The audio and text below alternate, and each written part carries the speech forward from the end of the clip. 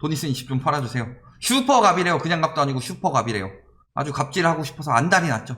그러면서 가파르게 상승하면서 매도자가 슈퍼갑이 된 사례가 곳곳에서 발생하고 있다. 거래량이 없는 건 매도인 우세이기 때문이고, 팔아달라고 읍소하는데도 매도인이 안 팔아서 안 팔리는 거다. 그러면 매물을 내놓지 말든가. 매물이 저렇게 많이 쌓였는데, 최근에 막 매물 잠금이라고 하지만 과거 대비 엄청나게 많이 쌓였죠. 특히 임대차 3법 때문에 줄었다 뭐 이런 뭐 여러가지 말도 안 되는 개소리 하고 있는데, 허위매물 단속 이후인 계도 기간까지 합쳐서 9월 21일 이후인 그때부터 매물은 전반적으로 들락날락하면서 증가세였어요. 특히 서울은. 그런데도 매도인 우세다. 이런 이야기 하고 있죠. 자, 그러면서 어떤 사례를 하느냐. 노원구 구축 전용 84 로열층 매물을 관심있게 지켜본 A씨는 매물이 뜨자 매수 희망 의사를 밝혔는데 매도인 측은 망설였다 하면서 호가를 3천만원 올렸는데 수락했는데도 계좌번호 주지 않고 날랐다. 물론 이런 경우 있을 수 있죠. 매물이 하나뿐이니까. 근데 매물이 뜨자마자 저렇게 들어왔으면 바로 호가 올릴까요? 상식적으로 부동산에서 호가 띄우기 들어간 거죠. 매물 없으니까 중간중간 호가 띄우기 들어간다 팔 생각도 없는 사람한테 그런 경우 많아요. 실거래는 9억인데 10억짜리 집이 있고 12억짜리 집이 있어요. 근데 난 이 집이 너무 마음에 들어. 옛날에 이 집이 사고 싶었던 딱 그 호수예요. 그래서 요거 사겠다고 했더니 이 사람 절대 안 팔아. 막 호가 13억 14억 올려요. 10억짜리 집이 있는데도. 왜? 팔 사람이 아니었으니까. 아니 그냥 진짜 뭐 내놨는데 생각보다 잘 나가네? 그럼 조금 더 가지고 있자 생각했을 수도 있고요. 그 다음에 사례 2. 강남구 하우 아파트를 매수하려던 B는 2주일 내에 중도금 5억원 지불하는 까다로운 매도자의 요청을 모두 수락해서 직전까지 갔는데 중개수수료까지 대납해 주겠다는 조건 제시했지만 매물을 거뒀다. 자, 중도금 이야기가 나왔다는 계약금은 이미 들어갔다는 거예요. 일반적으로 중도금은 40% 정도 나옵니다. 자, 중도금 5억 지불 약속했으니까 계약금은 10%. 자, 중도금 50%라고 치더라도 한 10억 정도 되는 집이라고 치더라도 계약금 1억, 중도금 4억, 잔금 5억 이 정도 되는 거죠. 보통 10억짜리 집이 이 정도 한다. 그럼 중도금 5억이면 적어도 계약금 1억 정도는 나왔을 것이다. 근데 집주인이 저렇게 일방적으로 매물을 거두고 취소하게 될 경우 법에 나와 있습니다. 매수인이 매도인에게 계약 당시 계약금 또는 보증금 명목으로 금전이나 물건을 교부한 때에 다른 약정이 없는 한 중도금을 지불하기 전까지, 자, 중도금을 지불하고 나면 취소가 안 돼요. 매도인은 계약금의 배액을, 매수인은 계약금을 포기하고 해지할 수 있다. 즉 계약금 1억 정도 걸었으면 매수인은 1억 번 거예요. 저렇게 날랐으면. 돈 많으신 분이죠. 양도세까지 지금 87.5%라서 10억 오르면 1억 7,500 벌죠. 그러면 적어도 한 7, 8억 정도 올라야지 1억 정도 버는 거죠. 그러니까 집값이 7, 8억은 기본으로 오를 것이라고 생각하고 계약금 1억 받은 거에다가 배액으로 상환하고 취소할 수 있다. 상식적으로 그렇게 되냐? 이거죠. 광진구 재개발 지역에 한 다세대 주택을 매입을 희망하는 CC. 자, 재개발 지역에 다세대 주택 쉽게 팔겠어요? 핑계 대고 안 나오는 거죠. 특수사례죠. 이건 특수사례니까 넘어갑시다.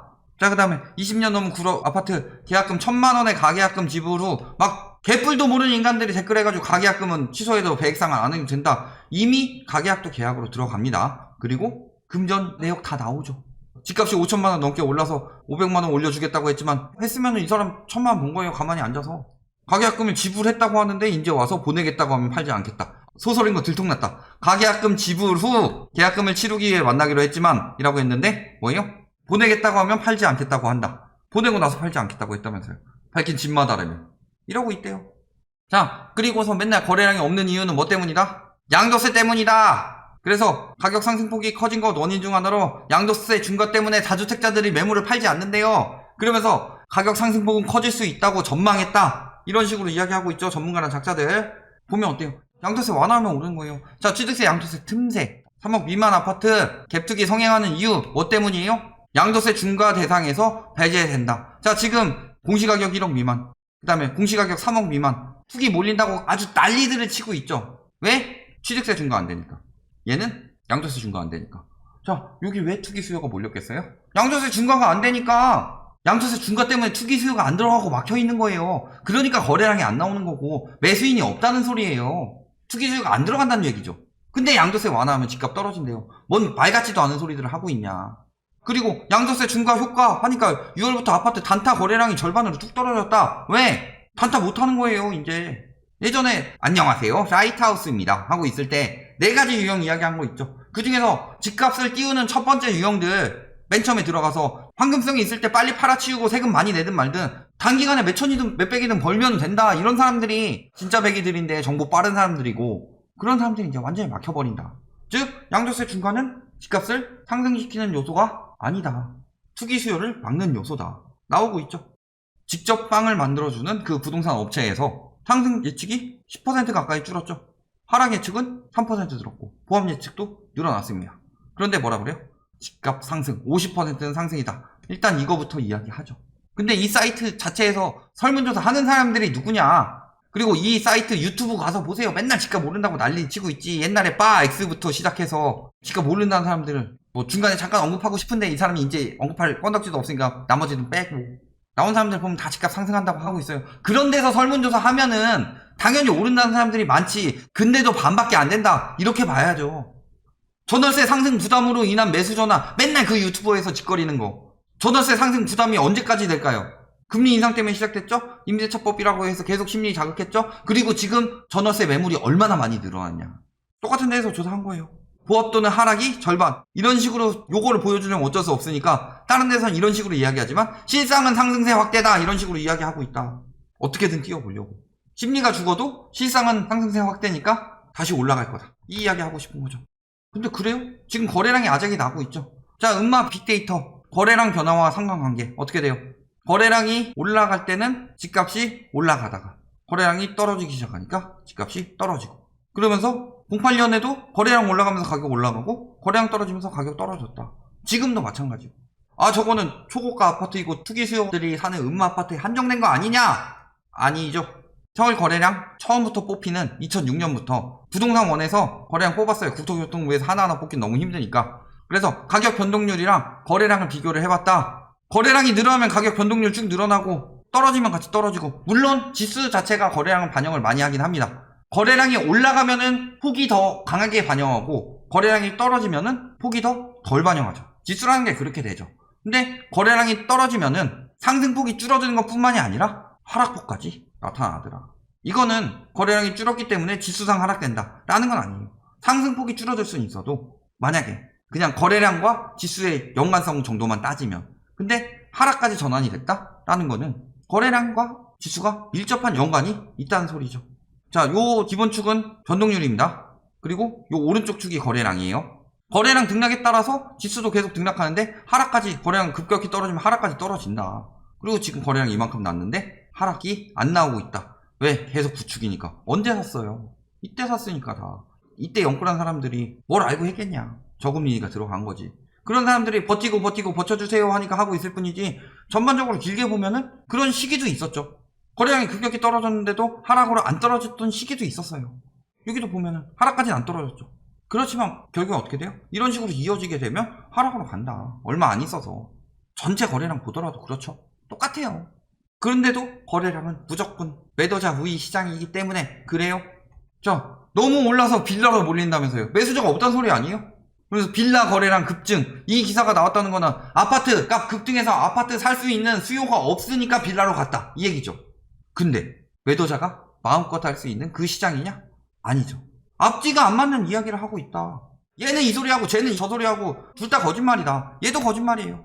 자, 빌라 거래량 급증, 이때에 비하면 급증 아니죠? 자, 하지만 뭐 살포시 늘었다고 칩시다. 자, 근데 빌라가 늘어서 아파트를 역전했냐? 아니죠. 아파트가 줄어서 역전된 거예요. 거래량이 줄었다는 게 눈에 확연히 들어오고 있죠. 그렇다면 뭐예요? 아파트 수요 줄었고 빌라로 좀 가긴 했다. 근데 빌라 거래량이 급증이라고 할 정도까지는 아니다. 그리고 매도자 우위 시장이라고 우길 뿐이다. 다 데이터로 나오고 있다. 데이터 뽑아서 들고 와라. 밝히지도 못하는 거 만들지 말고, 일부 사례 가지고 이야기하지 말고 데이터 갖고 와서 얘기해라. 데이터가 저렇게 나오고 있는데. 자, 맨날 서울 아파트 신고가 찍는다, 뭐 2배 됐다, 신고가 행진. 그럼에도 계속 이 이야기 하고 있는 거 뭐예요? 그럼에도 신고가 나온다. 요거밖에 할 말이 없죠. 거래량이 떨어졌으니까 매수심리 부추겨진다. 패닉바잉 거짓말이고 매수심리 부추겨지는 거 거짓말이니까 신고가밖에 할 얘기가 없어요. 근데 저 신고가가 어떻게 나오느냐? 계속 집값 오른다고 하면서 팔고 빠지고 있는 거죠. 그러면서 뭐 하고 있는 거예요? 매도자 우위 시장인데 집주인께서 친히 전세를 살아주시면서 자금 출처 계획서를 피할 수 있게 만들어주고 해주고 있습니다. 매도인이 바로 전세 계약 동시 체결한다. 그러면서 뭐라고 해요? 전세 시세대로 보증금 받을 수 있다. 그만큼 자금 출처 계획 피할 수 있는 거죠. 높은 매매가에 동의해서 거래. 그러면서 심지어는 뭐 또 하고 있어요? 근저당까지 잡아주고 있죠. 이게 뭐예요? 팔고 싶어서 안달이 난 거예요. 매도인들이. 뭐 집주인이 살고 싶어서? 집을 판 뒤에 해당 아파트에 세입자로 들어서 팔고 싶어서? 아니에요. 자금 출처 계획 피하고 매수인들이 살 수 있도록 도와주는 거다. 자금 마련될 때까지. 저걸 저렇게 잘 포장해주고 계십니다. 언론에서는. 근데 주인 전세 아는 사람들은 다 안다. 매수자가 당장 마련하기 힘들거나 최근에 자금 출처 계획서 강화되면서 주인 전세가 엄청나게 늘어났다는 거. 명의 신탁 급증했다. 자, 명의 신탁 자체가 뭐예요? 증여가 아니라 명의 신탁이에요. 등기부상 이름 바꾸는 거죠. 투기, 탈세 한다. 그러면서 명의로 이전하고. 이런 것들이 다 잘 팔리면 저런 짓 하겠어요? 말 같지도 않은 소리지. 지금 버티고만 있을 뿐이다. 2019년 광역 지자체별 빈집 규모 전국 빈집이 152만 채, 아파트도 80만 넘었어요. 서울에만 9만 3천 가구가 빈집입니다. 가끔 가다가 막 다른 데이터 들고 와가지고 빈집 아니에요. 요건 틀린 데이터다. 그러면서 갖고 오는 데이터가 뭐다? 전기세 이런 거 했을 때 1년 이상 전기세나 이런 것들이 청구되지 않은 것만 빈집이다 라고 하는데, 자 엄밀하게 말해봅시다. A집에서 B집으로 이사를 갔어요. 작년 7월에 이사를 갔다. 그러면은 작년에 이 집은 빈집이 아닙니다. 그리고 이 집도 빈집이 아니에요. 당해년에는. 그러면 어떻게 되는 거죠? 가구는 한 가구가 이 집으로 이사를 갔는데 둘 다 빈집 취급 안 한다. 그 데이터가 잘못된 거예요. 이게 맞는 데이터죠. 그래서 빈집이 이렇게 남는데도 버티고 있는 거죠. 어떻게 버티고 있는 거예요? 세입자에게 전세금 안 돌려주고 허그한테 압박받으면서 그래도 전세가 더 높여서 받아서 갚으면 된다. 이 마음으로 매물 호가는 안 떨어뜨리고 끝까지 버티고 있는 거다. 그걸 뿐이죠. 아니면 저기 뭐 도저히 사람들의 수요가 없는 집이라든가 그 정도지. 그렇게 버티고 있는 거다. 매도인이 안 급할까요? 다 다주택자들 저런 집 빨리 팔아보고 싶을 텐데. 결론 뭐예요?